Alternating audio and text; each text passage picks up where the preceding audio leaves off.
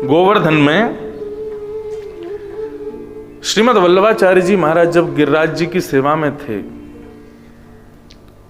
ध्यान से सुनना, एक दिन राजभोग आरती करने के बाद में श्रीनाथ जी की श्रीमद वल्लभाचार्य जी महाराज अपनी गादी जी पर बैठे थे, भजन कर रहे थे, राजभोग आरोगनी की तैयारी में थे। इतने में ही 4 वैष्णव आए और रोने लगे और रोते हुए हाथ जोड़ करके प्रार्थना करने लगे। बोले कि हे गुसाई जी, आप हमको कभी लाल जी की सेवा से दूर मत करना, आप हमको दूर मत करो, आप हमें ठाकुर जी की सेवा से दूर मत करो, हम आपसे प्रार्थना कर रहे हैं। और ऐसा कहते कहते रोते रोते वल्लभाचार्य जी कह रहे क्या हो गया, तुम रो क्यों रो? अरे किसने दूर किया तुमको? ऐसा कहते कहते कहते बस वो चारों अंतर ध्यान हो गए। वल्लभाचार्य जी महाराज ने भोजन नहीं किया, आज भोग नहीं पाया। ठाकुर जी के राजभोग के बाद पहला भोग वल्लभाचार्य जी पाते हैं। वल्लभाचार्य जी जब भोग आरोग लेते हैं तब उनके बाद उनके सब वैष्णव जन भोग पाते हैं। अब जब गुरु जी ने भोग नहीं पाया तो वैष्णव कैसे पावे? किसी ने नहीं पाया। 1 दिन 2 दिन 3 दिन बीत गए, वल्लभाचार्य जी ने प्रसाद नहीं पाया। एक दिन सब वैष्णव इकट्ठे हुए, सबने प्रार्थना की, बोले गुरुदेव हमसे कोई अपराध हो गया है, आप भोजन स्वीकार नहीं कर रहे हैं, क्या बात है, आप ऐसा क्यों कर रहे हैं? तब वल्लभाचार्य जी ने बताया, बोले परसों 4 वैष्णव आए थे और आकर के रोने लगे कि हमें ठाकुर जी की सेवा से दूर मत करो, हमें ठाकुर जी से विलग मत करो। और ऐसा कहते कहते कहते चारों अंतर ध्यान हो गए। तब सबने पूछा तो फिर वो चारों कौन थे? बोले ठाकुर जी की रसोई घर में चावल धोए जा रहे थे और धो करके उनका माण दूर किया जा रहा था, तो माण दूर करते समय चावल के 4 दाने नाली में बह गए और उन चारों को ठाकुर जी के भोग में पहुंचने का अधिकार प्राप्त नहीं हुआ, उन्हें सौभाग्य प्राप्त नहीं हुआ। तो चारों ही मूर्त रूप बना करके मेरे सामने आए और रुदन करने लगे। इसलिए 4 दिन तक मैंने कोई अन्न नहीं पाया। हमारी वजह से, हमारी गलती की वजह से वो 4 चावल के दाने ठाकुर जी की सेवा से विमुख हो गए। हमें क्या अधिकार उनको दूर करने का? ये पृथु महाराज के चरित्र में आता है, पृथ्वी अन्न, पृथ्वी फल, पृथ्वी वेजिटेबल्स वगैरह ये हमारे लिए थोड़ी प्रकट करती है। जब इस पृथ्वी पर एक बैन नाम के राजा हुए, उनका नाम बैन था और उन्होंने सच में बैन ही लगा दिया था सब पे। वो क्या करते थे, यज्ञ आदि कुछ भी होने नहीं देते थे, मंदिर सब बंद करवा दिए थे। बोले सब मेरा करूं, मैं भगवान हूं, बैन राजा। तो जितना भी अन्न जल आदि सब पृथ्वी पर प्रकट होता था सब बैन के यहाँ पहुंच जाता था, सब बैन की सेवा में लगाना पड़ता था। तो एक दिन ऐसा आया कि पृथ्वी ने अपने ऊपर गेहूं आदि ये सब अन्न उगाने बंद कर दिए। तब पृथ्वी से प्रार्थना की पृथु महाराज ने कि आपने ये अन्न और ये फल आदि ये सब उगाने बंद क्यों किए? तब वो कहती हैं, स्पष्ट भागवत में लिखा है कि मैं अन्न फल आदि मानवों के खाने के लिए नहीं निकालती हूं। ये अन्न जल आदि ये जितने भी सब मेरे ऊपर प्रकट होते हैं, ये सब मैं ठाकुर जी की सेवा के लिए प्रकट करती हूँ। और यदि कोई व्यक्ति उनको ठाकुर जी की सेवा में ना पहुंचा करके केवल स्वयं भक्षण करता है, मुझे बहुत कष्ट होता है। इसलिए हमारे यहाँ भोग का विधान है, कुछ भी बनाओ पहले ठाकुर जी का भोग लगाओ। क्यों? क्योंकि वो अन्न, वो फल, वो सब कुछ पृथ्वी ने आपके लिए प्रकट नहीं किया, वो ठाकुर जी के लिए प्रकट किया है। वो यज्ञ के लिए, अभी अभी आप हवन करके आए हैं सब बाहर, उसमें जो कुछ भी सामग्री प्रयोग की गई वो व्यर्थ नहीं है, वो जलाई नहीं गई है, वो पृथ्वी का कुछ अंश है। वो अंश पृथ्वी ठाकुर जी के लिए प्रकट करती है। जब तक उसको ठाकुर जी को प्रदान नहीं करोगे, पृथ्वी को सुख नहीं मिलता।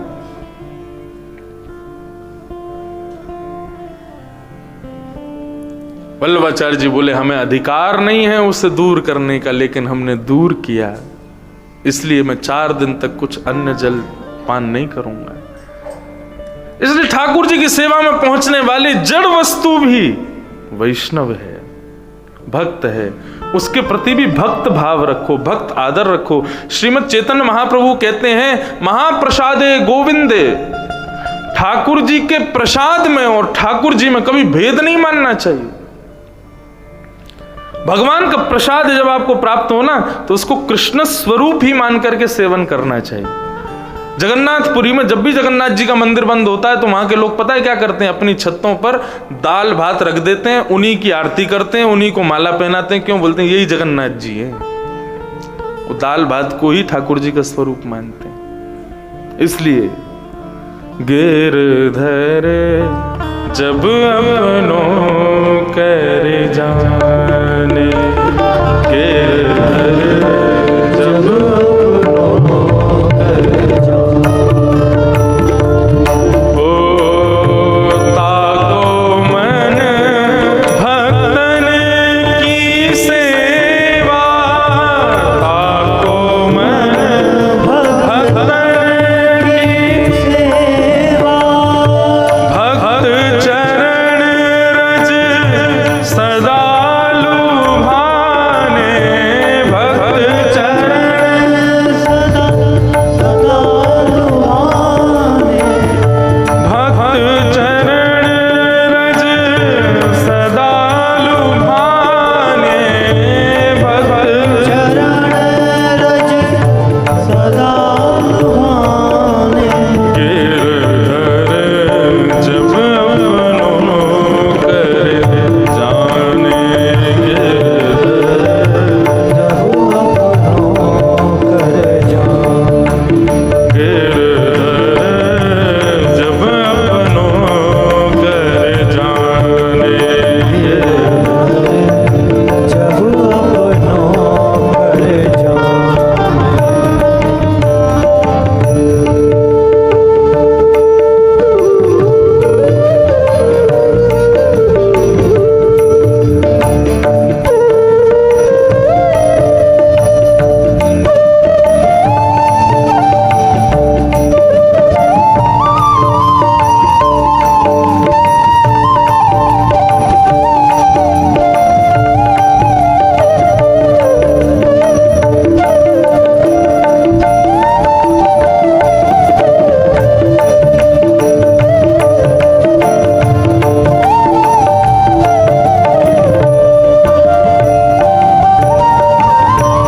भक्तन में मति, भक्तन में गति, भक्तन में मति, भक्तन में गति, भक्तन में मति, भक्तन में गति, भक्तन में मति, भक्तन में गति, हरिजन संगे हरि उर आने, हरिजन संगे हरि उर आने। ये बात समझने योग्य है।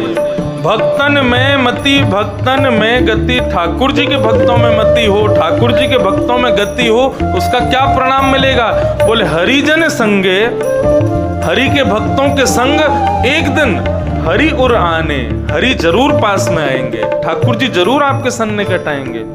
हरिजन संगे हरि उर आने, हरिजन संगे हरि उर आने, कृष्ण दास कर मन वच चारी, कृष्ण दास मन वच क्रमकारी, कृष्ण दास मन क्रम वच चारी, कृष्ण दास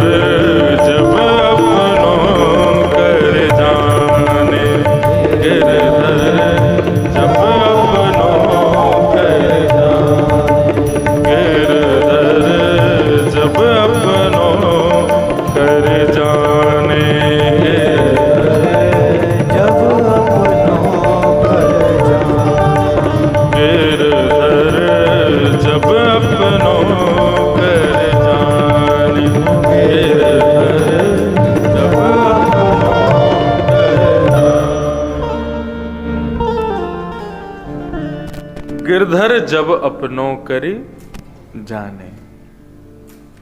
ठाकुर जी के भक्तों में निष्ठा रखो।